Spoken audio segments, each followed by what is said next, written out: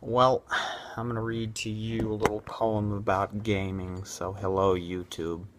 It's been a while since I've done a vlog, and things have really changed not very much, but that doesn't mean that I am truly 100% talking about change to my channel. I'm talking about change to everything in general, and mostly because I'm talking about gaming. A couple of years ago, quite some time, I was a simple little child who thought that it would be great to start a YouTube channel and talk all about infamous things with a friend.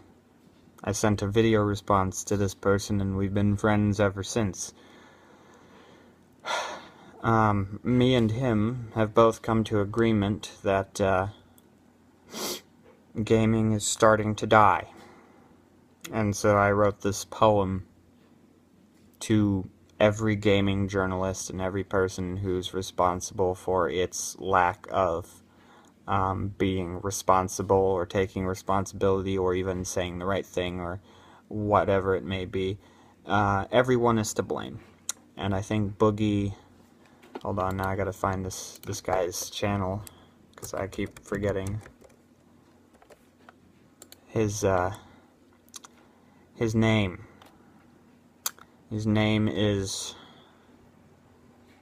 He's a wonderful character on YouTube. He's a great YouTuber. His name's Boogie2988.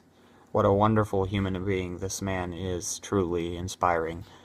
But he made a video a long time ago about how a gaming could go through another major crash, and I think that this poem describes how. Next gen's over, and I sigh. Another year passes and days fly by.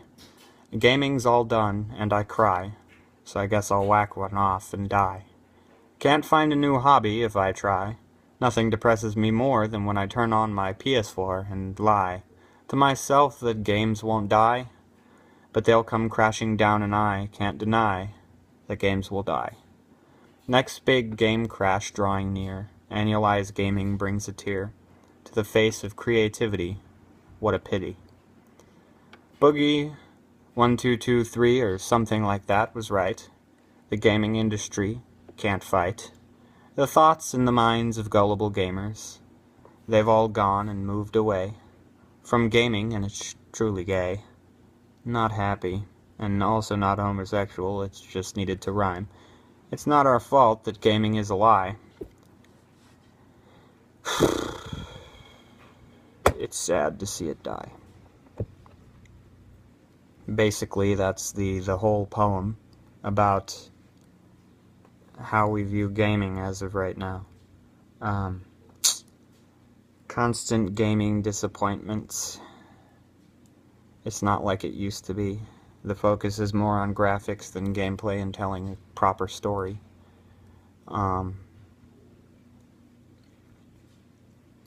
Games, truly great games like the first Infamous game or Last of Us, are gonna fade into the distant memories of people everywhere. And it's just going to fade into the background as something people used to do. And if this crash doesn't have like some sort of revival plan going on, or some people preparing for the apocalypse of gaming ending, then I will simply say that it's going to be truly sad to know that in the future, when you're talking to your kids about your most favorite hobby, that gaming would become almost like a taboo to bring up, to say that I was a gamer, I played games, and then see how much ridicule and backlash you get from hearing about all these things. And I think we're already seeing backlash and problems right now in the entertainment of gaming and the gaming industry. It's very fragile, it's breaking down, it's fundamentally in distress, it's economically distressed. It is a problem that at this point I don't think anyone cares about or wants to fix. I think they just want to peddle out as much stuff as they possibly can without thinking about people.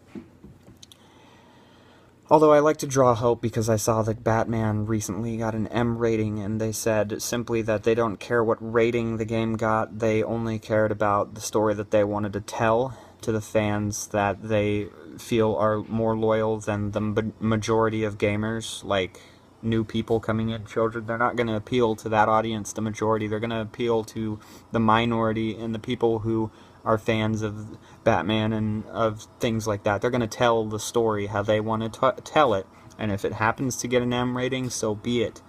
They know that some of their younger players might not, be able to play it, but they said that that's something they took into consideration, and they didn't care. They wanted to tell the story how they wanted to tell it. So I give them props for choosing not to satisfy the majority and be focused only on money and the next paycheck, and instead focus about making a truly great game.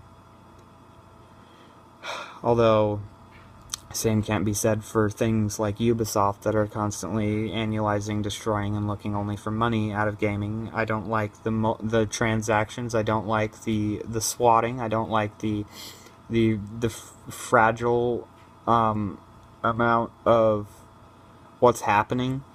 YouTube is no longer supporting people who do things such as PewDiePie, for instance, the #1 guy on the platform, and they're making a change about content ID and crap.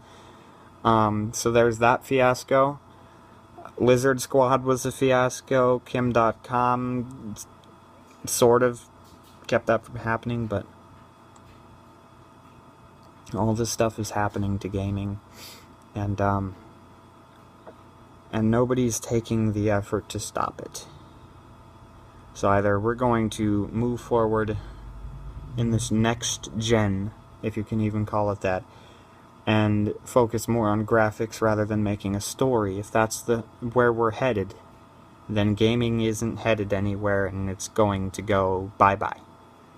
If we're headed in we want to expand on perfecting a game, which is why I like the idea of remastering a game that was already perfect to update its graphics so that it's not only graphically appealing, but it's also a fun game that is fundamentally perfect. No, that's not next gen. See, what I think we should do with next gen is ultimately, if we're going to be focusing on the, redesigning or remastering, then we should do that with all games and not make any new ones. Unless we take the time, not for money, but for appealing to an audience that wants to see your content. Instead of worrying all about money, worry about what's important. Although, saying that in a place of ignorance and not viewing how business works, and since I'm also a child, feel free to debate a contrary to what I'm saying here. But I feel Boogie is right. Gaming is dying, and it's sad. That's basically all I wanted to say, so hopefully you enjoyed, and go back to watching my random crap about glitches and me screwing around in games or whatever it may be, and hopefully my channel doesn't die as a precursor. But seeing as I don't have my channel monetized, I don't think I'm really going to take effect to this whole content ID crap. But if I do, my channel, in the millions and millions of other channels, how are they going to find my channel and take it down? In the swimming amounts of other people with more views, how are they going to take down my channel with very little views, with third-party crap? How are they going to take me down? I want to know that. Because if YouTube can pick and choose channels that are content ID'd and can take them down, like mine, in the thousands of other people that are doing the same thing, and if they can take down PewDiePie, which is pretty hard to do, seeing as that would just... They're already losing people with this whole thing.